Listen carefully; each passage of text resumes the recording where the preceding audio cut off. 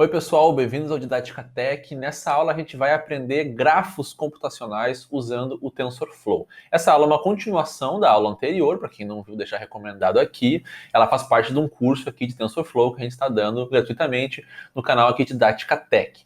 Então, qual é o objetivo dessa aula? Na aula passada a gente já aprendeu o que é uma seção, como funciona a criação de variáveis, que depois a gente precisa rodar as variáveis em uma seção, né? Tudo isso foi bem explicado na aula passada. E dessa vez a gente vai expandir um pouco mais esse conceito, criando mais operações que são, na realidade, grafos computacionais, tá? Então eu vou primeiro aqui mostrar o código, depois eu vou falar um pouquinho mais sobre o que são grafos. Até fiz uma apresentaçãozinha aqui no PowerPoint para explicar direitinho o que são grafos computacionais. Deixa eu falar um pouquinho também sobre processamento paralelo. Vai ser uma aula bem bacana, tá? Então aqui eu já escrevi o código que a gente vai trabalhar nessa aula. Vocês podem aí digitar no Jupyter Notebook de vocês com calma, né? Pausar o vídeo para acompanhar aqui, tá? Então o que a gente está fazendo? Primeiro, a gente está criando aqui, ó, 3 variáveis, A, B e C. Cada uma delas está sendo assinalada do tipo constante. É uma variável constante aqui do TensorFlow, né? Um tipo constante. Então é tf.constant. Aí aqui dentro estou colocando o valor. Lembra na aula passada que a gente criou uma variável, né? Chamou de frase e disse que ela ia receber tf.constant e dentro a gente colocou entre parênteses, né? Entre aspas, desculpa, uma frase, olá mundo. Então a variável acabou sendo assinada do tipo string, né? Enquanto aqui ela está sendo assinada do tipo numérico, né? Está recebendo um valor do tipo numérico. Então essa é a diferença da aula em relação à aula anterior, tá? Mas é basicamente a mesma ideia. É um tensor aqui constante, né? Sempre que a gente fala do TensorFlow, tudo que a gente está criando aqui são tensores, tá? Por isso o nome TensorFlow. Também com o tempo a gente vai compreendendo e falando um pouco mais sobre o que significam tensores, tá? Na próxima aula, inclusive, eu vou falar um pouco mais sobre isso. Por enquanto aqui, né, é só entender que estamos criando constantes. Então a primeira variável chamada A gente está atribuindo o valor de 5, né? Um tensor constante que vale 5. B é um tensor constante que vai receber 3. E C é um tensor constante que recebe 2. Até aí, nenhum mistério. Agora, a variável D, a gente vai fazer uma operação.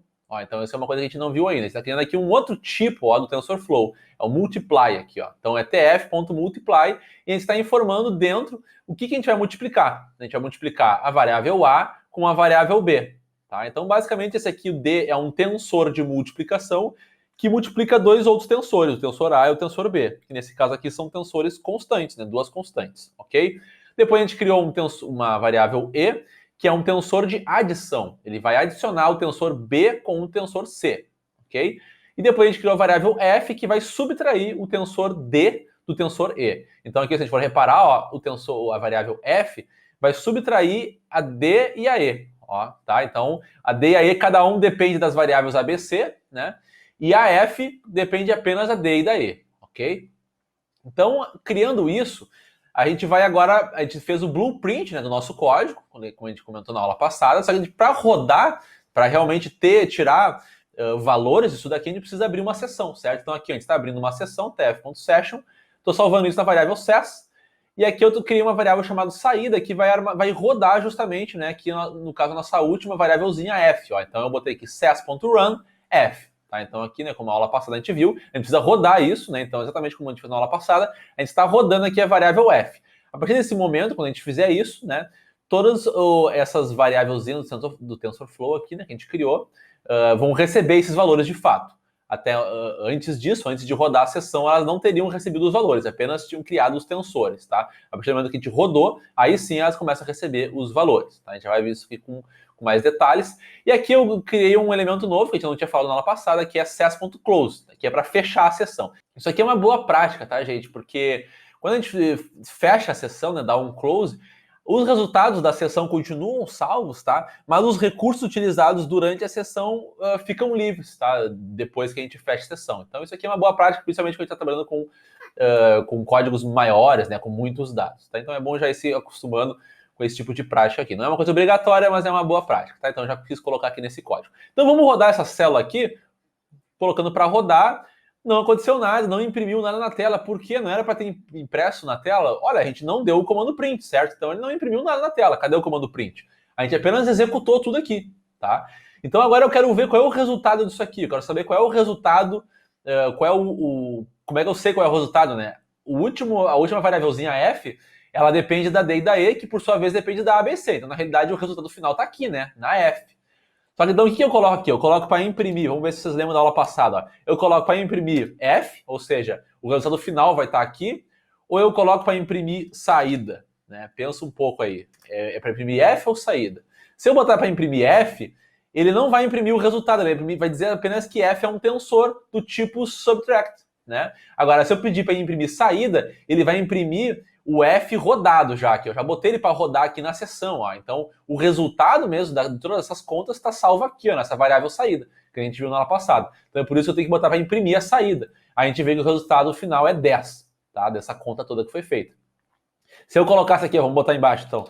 Se eu colocasse aqui embaixo para imprimir F, o que ia acontecer? Ele vai dizer que é um tensor de subtração, ó, que do dtype aqui, no caso, vai ser inteiro, porque são valores numéricos aqui inteiros que ele está recebendo, né? Se eu botar para imprimir a variável e ali que a gente criou, né? Então, o resultado disso vai ser um tensor de adição, né? Porque esse aqui é um tensor de adição. O D, no caso, é um tensor de multiplicação. Então, se eu botar para imprimir aqui, ó, vai ser um tensor de multiplicação, né? Também ali o dtype é inteiro. E se eu fizer isso com os outros tensores A, B e C, vou botar só um aqui, ó, o B, vai mostrar que é um tensor constante, que a gente viu na aula passada, né? Só que dessa vez é do tipo inteiro, né? Da outra vez que a gente fez na aula passada era do tipo string aqui. Então ele já entendeu que está vai informar um dado numérico. Então ele preparou aqui, né, cada um desses tensores aqui já do seu tipo, o dtype específico, tá? Ok? Então, gente, nesse momento aqui, né, que a gente fez no código, não tem nenhum mistério em relação ao anterior, a gente apenas adicionou mais linhas de código e fez operações entre elas, tá? Aqui a gente usou operações de multiplicação, adição, subtração, mas existem uma infinidade de operações matemáticas que a gente pode fazer com TensorFlow, inclusive é uma biblioteca criada justamente para cálculo computacional. Então, até deixei aberto aqui uma página, vou deixar no link na descrição do vídeo aqui, se quiserem olhar com calma depois, né? Tem uma lista com todas as funções aqui matemáticas que a gente pode utilizar, né? Vocês podem brincar aí, criar outras contas aí, né? Ver como é que se comporta, tá? Usando aqui essas funções. Tem uma lista muito grande aqui de funções que a gente pode utilizar. Muito bem, então aqui a gente já aprendeu a fazer um pouco mais de operações usando o TensorFlow. Agora vamos entender um pouco melhor o que são esses grafos, tá? Que a gente está falando aqui. Eu criei aqui uma apresentaçãozinha para explicar isso com mais detalhes. O código que a gente acabou de criar ali foi o seguinte, ó. A gente criou aqui 3 constantes A, B, C, né? Algumas delas, ó, a A e a B a gente botou para multiplicar, e o resultado disso foi salvo, a gente chamou de D, né? A B e a C a gente somou e chamou de E. E depois aqui o resultado da multiplicação e da soma, a gente subtraiu um pelo outro aqui, ó. E depois sim teve o resultado final. Então esse aqui é o blueprint, ó, do que a gente criou ali no nosso código, tá? A gente, se quiserem pausar esse vídeo, voltar para o código, né? Verem com calma. É exatamente isso que a gente fez na prática, né? A gente criou aqui 3 constantes, 2 tensores aqui, um de multiplicação, um de soma, que dependiam de algumas constantes específicas ali, né? E depois fez uma subtração no final que depende dessas outras duas. Então olha que interessante, cada nó aqui que a gente criou, né, depende de outros nós. Tá? Então existe uma dependência aqui, uma relação de dependência entre os nós. E isso aqui é um grafo computacional. O que é um grafo? É um conjunto de nós e arestas. Tá? Então os nós são essas bolinhas, tá? Que são os tensores que a gente criou. Então tem tensores, né, nós constantes, nós aqui de operações matemáticas, e as arestas, ó, são os valores que vão fluir, tá? Por meio do grafo. Então, um grafo nada mais é do que um conjunto de nós e arestas. Tá? Então, aqui, enquanto a gente não bota para rodar a sessão, se a gente apenas roda uma célula sem botar para um session, né, um run ali do session aberto, o que a gente está na prática fazendo é criando isso daqui. A gente só criou o gráfico computacional, mas não botou ele para rodar ainda. Então, os valores não estão fluindo ainda pelas arestas. Quando a gente abre a sessão e bota para rodar, ó, então aqui ó, eu botei, ó, até para ilustrar, run F, né, que é o último. Então, o que ele faz? Quando ele chega aqui no F e bota para rodar o F, ele vai trabalhar backwards, ou seja, ele vai fazer uma relação de trás para frente. Ele vai começar a ver ali, um por um, indo para trás, né, andando para trás, o que depende, né, quais são as dependências que ele tem e o que ele precisa rodar. Então, aqui, quando eu coloco para rodar o F, ele vê, tá, vamos voltar aqui para o anterior, ó. O F depende do quê? Ele depende dos nós D e E. Só que os nós D e E também dependem de outros nós, que são os nós A, B e C. Então, aqui não depende de mais nenhum. Então, a partir daqui, ele começa a operação. Ah, tá, então eu já vi que o F depende do D e que depende do A e do B. Então, eu sei os valores que o A e B receberam, então eu posso criar o D. E a partir disso, eu posso mandar para o F. Mas o F também depende do E, que depende do B e do C. Então, se eu sei os valores do B e do C, eu consigo achar o E, que depois eu consigo achar o F. Tá? Então, ele trabalha backwards assim. Eu boto para rodar, né, o F, e a partir disso, ele começa a procurar cada um dos valores anteriores até conseguir descobrir esses valores. Então, quando a gente bota para rodar, a gente definiu lá que o tensor A que a gente estava criando, ele recebe o valor constante 5. Então, quando a gente bota para rodar, ele busca esse valor. Ah, tá, então é como se fosse um start, né? Então, aqueles tensores lá que estavam só preparados para receber, agora de fato eles recebem os valores. Então, o A recebeu 5, o B recebeu 3, o C recebeu 2. E agora aqui todo o meu gráfico vai conseguir ser calculado, porque agora o D depende de 5 e de 3, ele multiplica 5 com 3. 5 vezes 3 é 15, certo? E depois aqui o nó E, ele soma o B e o C. 3 mais 2 é 5. Então tá aqui a operação do nó D, que é a multiplicação, dá 15. A operação do E aqui, que deu 5, é uma soma, né? E agora aqui o nó F vai fazer uma subtração do nó D com o E, que no caso vai subtrair 15 com 5, por causa desses valores aqui. Se eu tivesse mudado esses valores, né, é evidente que iam ter valores diferentes aqui. Subtraindo 15 por 5, eu tenho um resultado de 10. E por isso lá que quando a gente rodou aquele código, deu um resultado de 10. Tá certo? Então aqui, quando a gente cria, né, todo o arcabouço ali, né, faz todo o esboço do código, e não bota para rodar uma sessão, a gente só criou o blueprint do nosso código, né, o esqueleto dele, e depois quando a gente bota para rodar, aí sim as arestas começam a fluir, aqui os dados começam a fluir pelas arestas, né, e ele começa a sumir os valores de verdade, a gente tem uma saída numérica depois, tá? Então é isso que são nós e arestas. As arestas são os valores que estão fluindo por meio dos nós, que são as operações, tá? Ou ainda os tensores, né? Melhor dizendo assim, são tensores que podem ser constantes, né? Ou ainda podem ser operações matemáticas, ok? Então, entendendo isso tem uma ligação direta com a última aula, que deu para aprender um pouco melhor ainda, né? A questão do SES, a questão do run, num código um pouquinho mais complexo, né? Mas na prática, o código anterior que a gente fez na aula passada também era um grafo, né? A gente também criou, só que basicamente era só tinha um nozinho ali, né? Que recebia uma constante. Então, agora a gente criou uma coisa um pouco mais complexa. Mas no mundo aqui, né? Da ciência de dados aqui, machine learning, o que a gente vai fazer sempre vão ser grafos computacionais. Tudo que a gente for fazer, estiver usando o TensorFlow, sempre a gente vai estar criando tensores, criando relações entre esses tensores e tendo saídas no final, tá? Mas qual é a vantagem disso aqui? Por que o TensorFlow ele cria esses tensores e a gente representa isso na forma de grafos? A vantagem disso é que a gente pode ter uma noção bem clara das dependências. Aqui a gente pode ver bem claramente que o nó F aqui, né, ele depende do D e do E, o D depende do A e do B. E quando a gente tem essa relação bem clara, né, bem declarada, a gente pode fazer processamento paralelo com mais facilidade. A gente pode dividir as tarefas para dizer, olha, isso aqui depende disso aqui. Então, isso aqui vai rodar num lugar, isso aqui vai rodar em outro. A gente pode, né, usufruir do recurso de poder de computação paralela, tá? Então, como assim? Aqui eu vou explicar um pouco melhor sobre isso, tá? Depois eu vou fazer um vídeo, né, específico para falar de CPU, de GPU, processamento paralelo, multithread. Mas aqui, só para introduzir um pouco o conceito, a ideia, tá? O processamento serial, ele funciona como se fosse essa linha de cima aqui, ó. Eu tenho uma tarefa, só depois que eu concluir essa tarefa é que eu vou executar a nova tarefa. Depois que eu concluir essa nova tarefa é que eu vou executar a nova tarefa. Então é serial. Uma tarefa vai sendo executada depois da outra, tá? Uma de cada vez, tá? Eu não faço várias ao mesmo tempo. Enquanto o processamento paralelo, eu consigo fazer várias tarefas ao mesmo tempo. Então imagina um caso em que somente a última tarefa aqui, ó, que depende das anteriores. Mas essa daqui é independente dessa, que também é independente dessa e que é independente dessa, tá? Essas primeiras 4 tarefas aqui, elas não são dependentes uma da outra, elas podem ser executadas de forma independente. Posso começar por essa, depois fazer essa, depois essa, depois essa, não faz diferença a ordem aqui. E só essa aqui que depende das outras. Nesse caso, eu poderia fazer essas 4 primeiras em paralelo, que nem eu coloquei aqui, ó.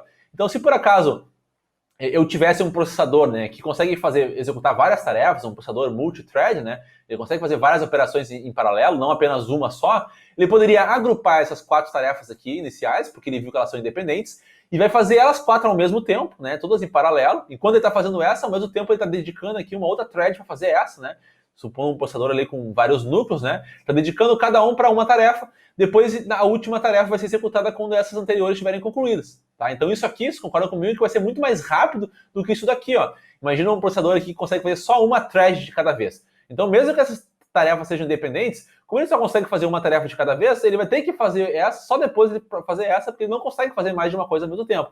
Agora, se um processador tem várias threads, ele consegue fazer tudo em paralelo, praticamente o mesmo tempo que esse cara aqui, esse processador de cima, está levando para fazer essa tarefa, o processador de baixo já fez as 4 primeiras já, porque ele estava fazendo tudo ao mesmo tempo.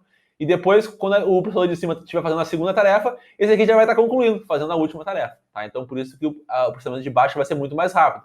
Ele executa processamento paralelo. Imagina se isso aqui se estivesse falando de um processo muito longo, muito extenso, com muitas tarefas. é exponencial, né, o ganho de performance que a gente pode ter, agrupando, né, em lotes, fazendo várias tarefas, né, vários threads ao mesmo tempo. Por isso que é tão importante, né, fazer processamento paralelo, e por isso que o cálculo em GPU ganhou tanta popularidade, né, recentemente, e eu vou falar sobre isso em próximos vídeos, né, mais detalhes, porque isso ajudou tanto, né, o Deep Learning a avançar. Então, entendido esse conceito aqui do processamento paralelo, a gente pode voltar, né, para o conceito de grafos, imaginando que a gente tem um grafo desse tipo aqui, por exemplo. Ó. Nesse caso aqui, a gente pode ver claramente que o nó H, ele depende do nó E, F e G. Só que o nó E, ele tem a dependência dessas duas constantes aqui, ó, A e B. Enquanto os nós F e G, eles dependem das constantes C e D. Então, se a gente for enxergar aqui, né, esse gráfico computacional, a gente pode subdividir. Imagina que a gente tem aqui a constante A seja uma matriz, tá? Todas essas constantes A, B e C, CD, sejam matrizes de mesmo tamanho e sejam matrizes muito grandes, tá? Matrizes bem grandes mesmo. Aqui a gente vai fazer uma multiplicação de matrizes. A multiplicação de matrizes, se as matrizes são muito grandes, isso requer bastante poder computacional, né? Tem muito dispêndio computacional de fazer multiplicação de matrizes grandes. Então, esse tensor aqui, ele vai gastar um tempinho para fazer essa operação aqui, de essas duas matrizes grandes. Mesma coisa esse tensor aqui, ó, vai gastar um tempinho para multiplicar essas duas matrizes aqui. Esse tensor aqui está fazendo a inversa dessa matriz aqui, tá? E depois aqui, esse tensor ele só vai somar o resultado aqui dessas três matrizes aqui, tá? Então, como a gente sabe que esse cara aqui vai demorar bastante tempo para fazer, esse aqui também, e a gente sabe que eles são independentes entre si, né? Esse aqui depende de coisas que esse cara aqui não depende. E esse aqui não depende desse, eles são independentes. Então a gente pode colocar aqui, de repente, essa parte de cima para processar numa GPU, essa parte de baixo para processar em uma outra GPU, e aqui a soma, né, no caso, o resultado de somar as matrizes, que já não requer tanto dispêndio computacional assim, a gente pode executar isso na CPU mesmo, tá? Então aqui, se a gente tivesse GPUs no nosso computador, né, placas gráficas, a gente poderia pensar aqui em acelerar o processamento, aqui só em fios ilustrativos, tá, gente? Aqui num gráfico bem simples mesmo, né? Só para vocês pegarem a ideia. A gente poderia colocar uma parte processando numa GPU, outra parte em outra GPU, e a CPU ia juntar aqui esses dois valores, tá? E agora, se a gente fosse executar tudo isso aqui em CPU, ela ia ter que fazer uma coisa, né, de cada vez, ele pegar isso aqui, multiplicar, depois que conseguiu concluir isso, ela vai fazer esse cara de baixo, depois vai somar tudo, então ela ia ficar encarregada de fazer tudo, né? Agora, se a gente tem GPUs, elas podem pegar aqui, cada uma ser responsável por uma tarefa diferente, tá? Então, isso aqui só para ilustrar um pouco a ideia da coisa, como o processamento paralelo poderia ser aplicado na prática. Quando a gente tem gráficos, isso fica bem fácil de visualizar, né? As dependências, e quando as coisas são independentes, a gente consegue, sim, colocar, né, cada um no seu devido lugar, quem vai processar o quê, tá certo? Então, entendida essa ideia aqui, né, nessa aula a gente pôde ver um pouco mais de TensorFlow aqui, de operações, né? A gente entendeu o conceito de grafo. Então isso aqui que a gente fez na realidade foi aquele grafo ali que eu mostrei, né? Naquele PowerPointzinho ali.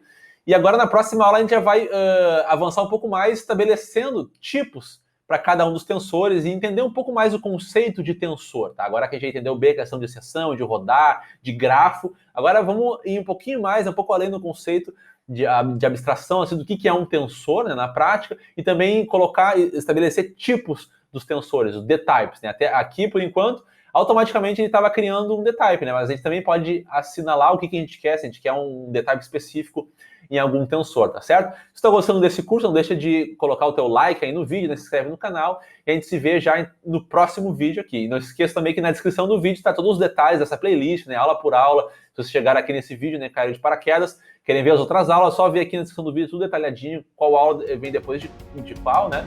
E a gente se vê então já na próxima aula aqui, gente. Até mais!